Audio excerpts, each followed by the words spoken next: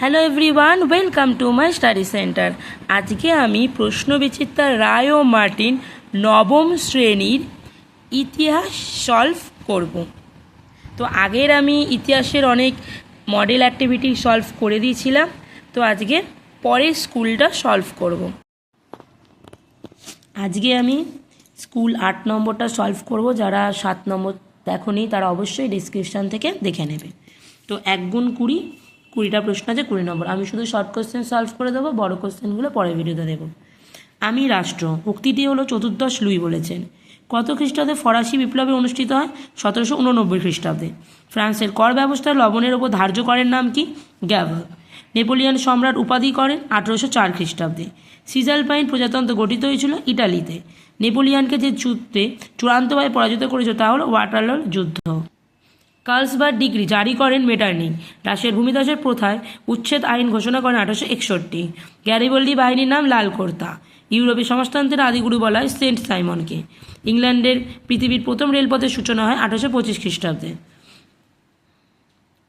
Imperialism the highest stage of capitalism গ্রন্থটির লেখক হলেন লেনিন। রাশিয়ার আইনসভার নাম হলো ডুমা। মেইন ক্যাম্প গ্রন্থটি রচয়িতা হলো হিটলার। পপুলার ফ্রন্ট সরকার প্রতিষ্ঠিত হয় স্পেনে। দ্বিতীয় বিশ্বযুদ্ধের সময় আমেরিকার রাষ্ট্রপতি ছিল রুজভেল্ট।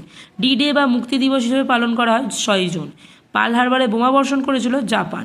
জাতিসংঘের প্রধান কার্যালয় অবস্থিত জেনেভায়। জাতিপুঞ্জের প্রথম মহাসচিব ছিলেন ট্রিগভিলি। 1 গুণ 16, 16টা আছে, 16 নম্বর। এক কথায় উত্তর দাও। ফরাসি বিপ্লবের মূল আদর্শ হলো স্বাধীনতা, সাম্য, মৈত্রী। নেপোলিয়নের সেনাদল নিকি নামে পরিচিত গ্র্যান্ড আর্মি। রুশ বিপ্লব সময়ের দ্বিতীয় জার রাশিয়ার জার কে ছিল? দ্বিতীয় Nicholas. WHO world health organisation বা বিশ্ব সংস্থা। সত্য ও মিথ্যা লেখো। নেপোলিয়ন ছিলে পূর্ববংশীয়, এটা ভুল। সে রাজাবো ছিল বসনিয়ার রাজধানী, ঠিক। রাশিয়ার জমিদাররা মীর নামে পরিচিত, ঠিক।